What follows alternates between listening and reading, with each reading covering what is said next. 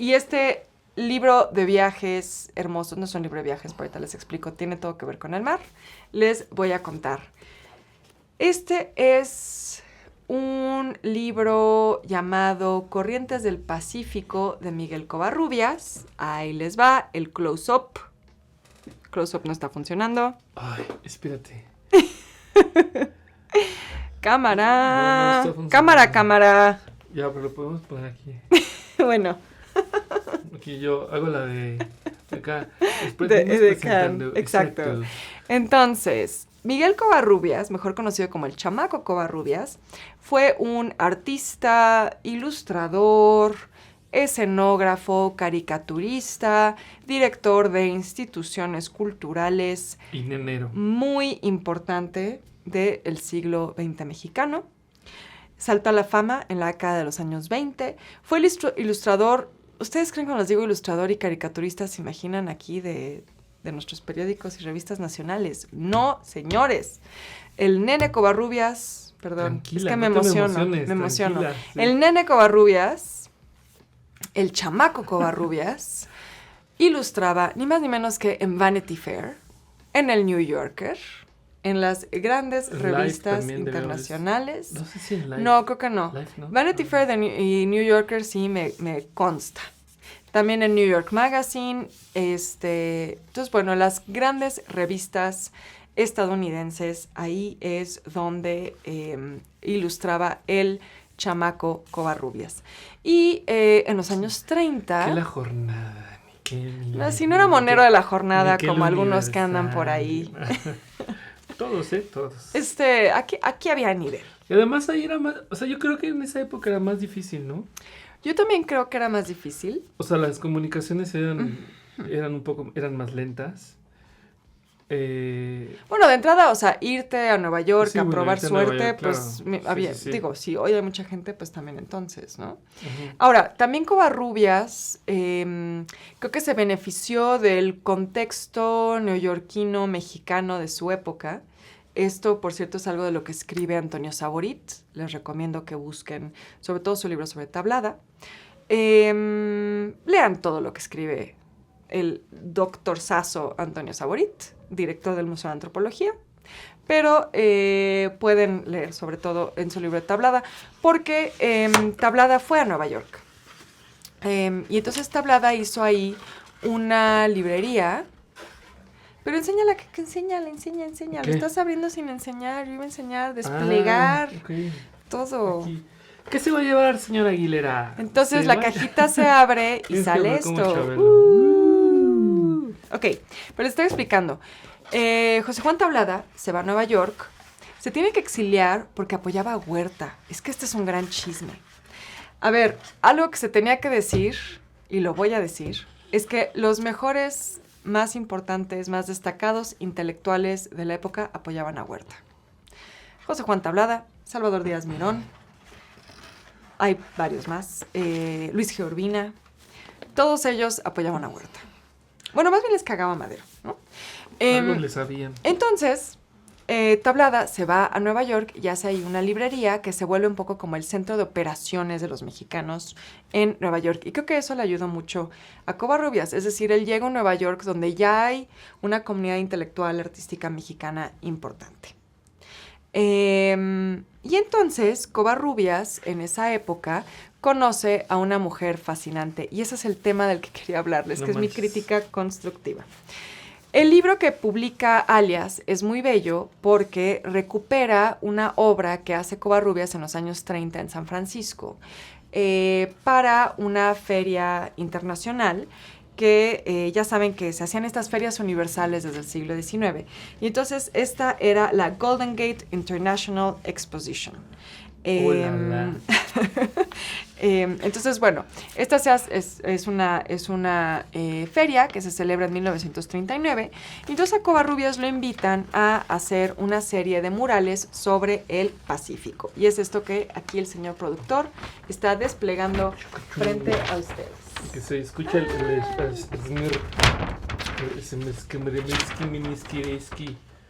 ahí por acá.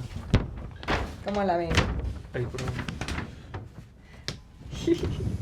Entonces, bueno, el libro que edita Alias lo que hace es retomar estos murales que hace Covarrubias como a manera de mapas.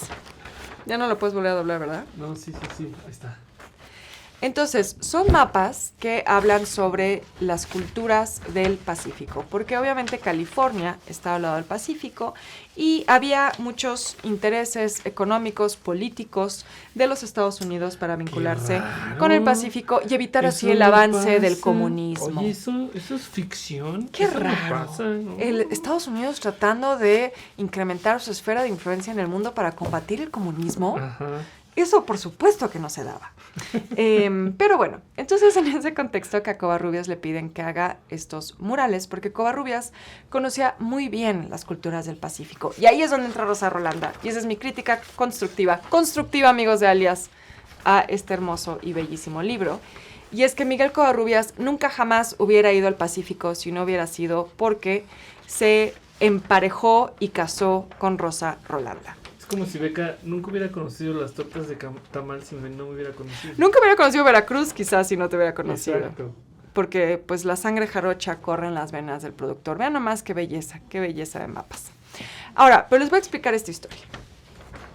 Rosa Rolanda, que me apasionó porque Rosa Rolanda es de mis personajes favoritos en la historia del mundo. Dejen ustedes en la historia de México, en la historia del mundo mundial. Rose Roland. Exactamente.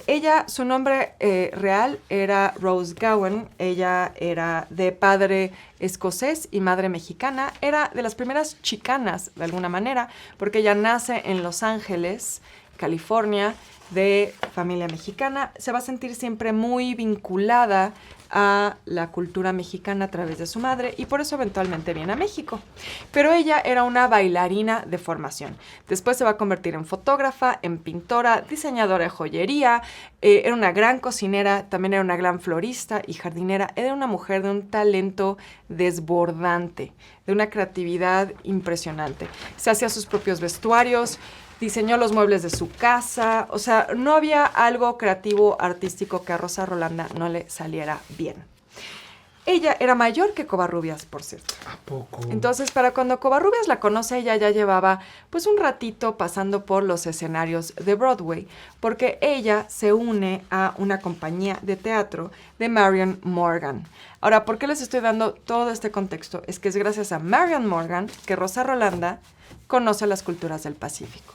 No es por yo querer venir a meterme cuchara, pero Rosa Rolanda estudió en una preparatoria artística. Exacto. En Los Ángeles. Y ahí conoció a esa maestra. A Marion fue Morgan. Su maestra.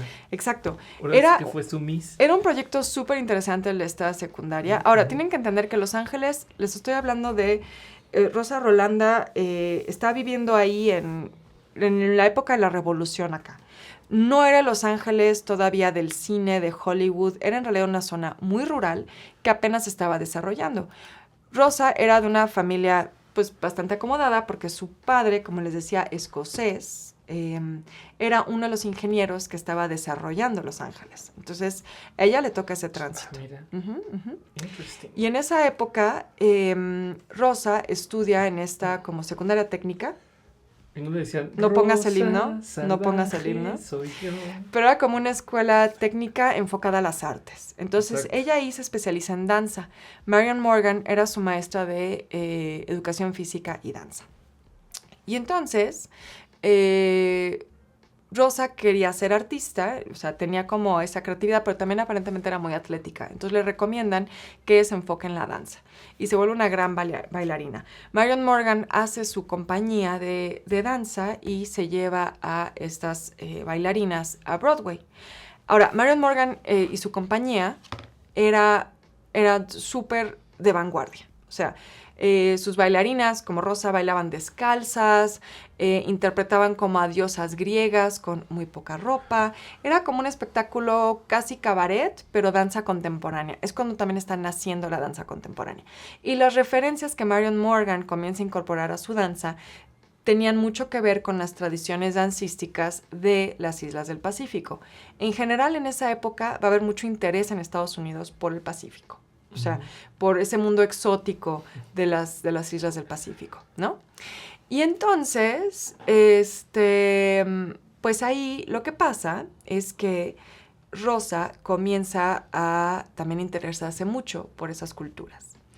Y cuando conoce a Miguel Covarrubias, varios años después, o sea, casi 10 años después, conoce a Miguel Covarrubias, después de ella estudiar mucho las culturas y las danzas de las islas del Pacífico. Bueno, danzas, en general, danzas no occidentales, por llamarlo de algún modo, ¿no? Que era como lo que estaba de moda, lo que era moderno. Pues ella, para cuando conoce a Covarrubias, ya se había salido a las Marian Morgan Dancers, ya era solista en Broadway y justo jugando con su físico muy exótico para los estadounidenses, busca en Rosa Rolanda. Por su madre mexicana es de tez morena, es de ojos claros, porque su padre pues es escocés. Entonces ella jugaba mucho con ese exoticismo que tenía. Entonces, a veces la presentaban como una bailarina de raíces aztecas y otras veces la presentaban como una bailarina de origen gitano y otras veces se disfrazaba y entonces era una bailarina de Asia, ¿no? Del Pacífico. Y entonces ella, cuando empieza a salir con Covarrubias, lo convence de que hagan un viaje al Pacífico y específicamente a Bali.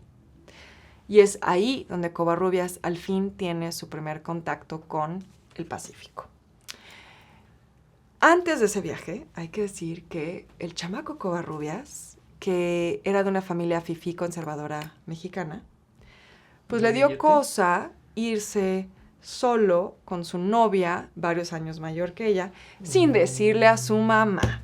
Entonces, ahí les va la historia. El chamaco Covarrubias dice, ok, sí, vámonos, pero primero tienes que ir a México a conocer a mi mamá. Tienes que pedirle permiso. Y entonces... Que dice mi mamá que siempre no. No, vienen a México, ella pues feliz, ¿no? De conocer a sus raíces mexicanas, vienen aquí, además eran muy amigos de Best Mogard. Este tema de la amistad con Best Mogard está en el prólogo, que hay que decir que este libro, que es el que escribió Miguel Covarrubias sobre el Pacífico, tiene un prólogo de Abraham Cruz Villegas, que es un gran artista, o sea, a mí me encanta su trabajo, y sí señala en algún momento la relación con Adolfo Best Mogard. Rosa Rolanda, de hecho, conoce a Miguel Covarrubias por Adolfo Best Mogard, porque Adolfo Best Mogard había hecho la escenografía de un ballet de Ana Pavlova en Broadway. Perdónenme, me puedo poner a hablar de Rosa Rolanda horas. ¿Se conocieron en una horchata? No, porque Best Mogard era gay. Ah, bueno.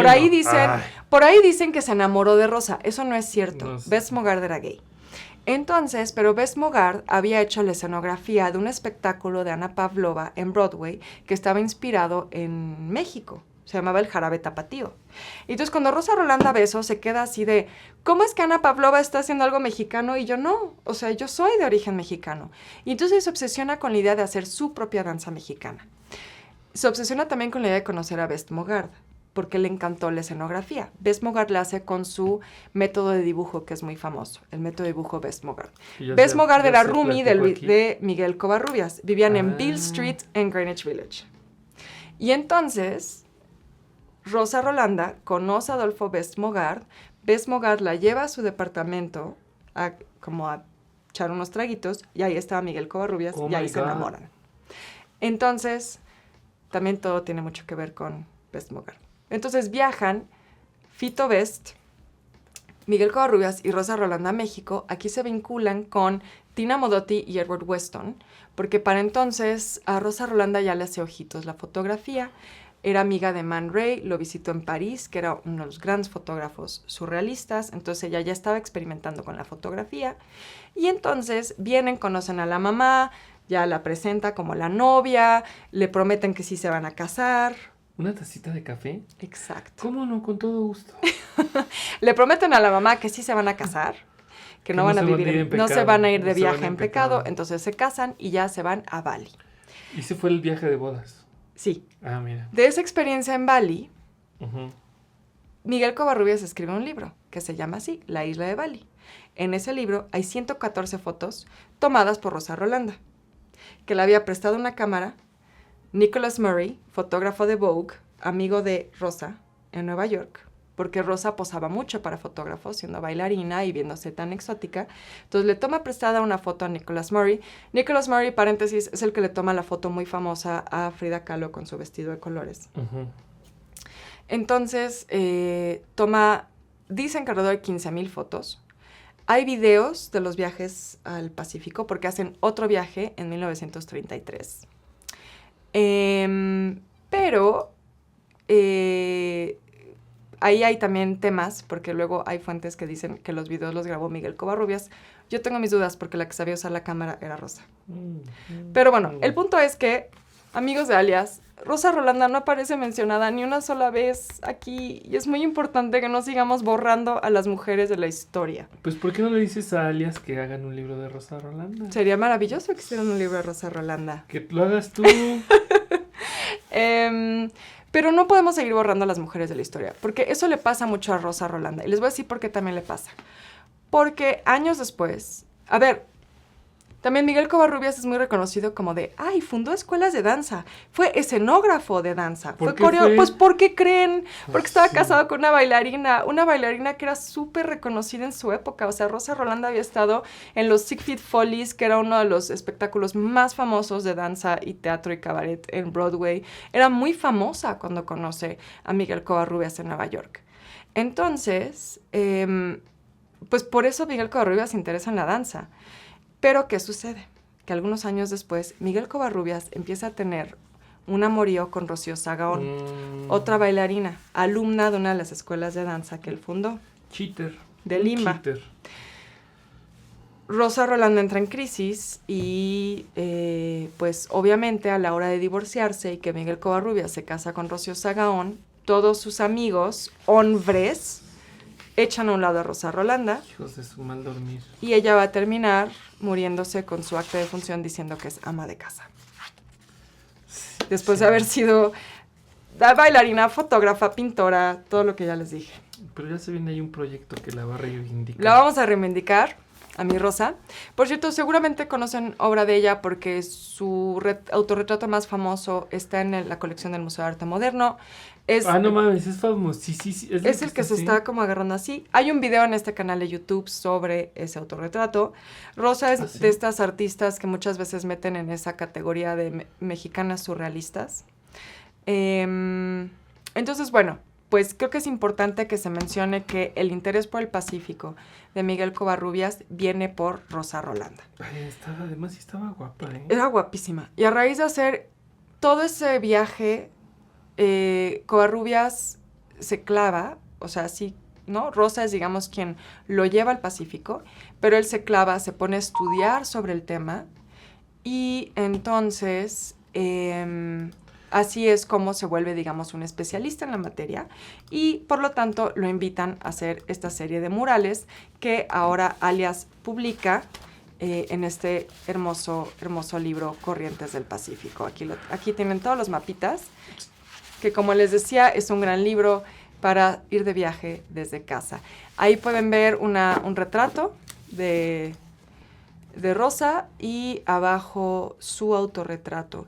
La retrata Edward Weston, la retrata Tina Modotti. Bueno, a la Cara Delevingne, ¿cómo se dice? No sé. La modelo inglesa, Cara Delevingne, con las cejas. Ah, sí, ya sé cuál dices. Vele las cejas.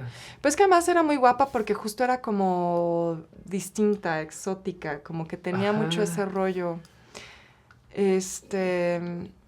Sí, entonces, pues bueno, esa es un poco la historia de cómo Covarrubias llega al tema del Pacífico y por qué hace estos murales que ahora Alias publica en esta serie de mapas, junto con... Sí, veo por qué. Junto con este libro, que es el ensayo de Miguel Covarrubias sobre el Pacífico con el prólogo de Abraham Cruz Villegas. Vale mucho la pena y pues además es un libro muy, muy bonito. O sea, la caja, los mapas, todo es muy bello. Y bueno, lean sobre Miguel Covarrubias y busquen también información sobre Rosa Rolanda porque es un personaje realmente fascinante. Bueno, yo me eché como todo ese rollo. El Eco del Tren dice, justo estaba viendo unas fotos de Rosa Rolanda y me parecieron del estilo de Tina Modotti.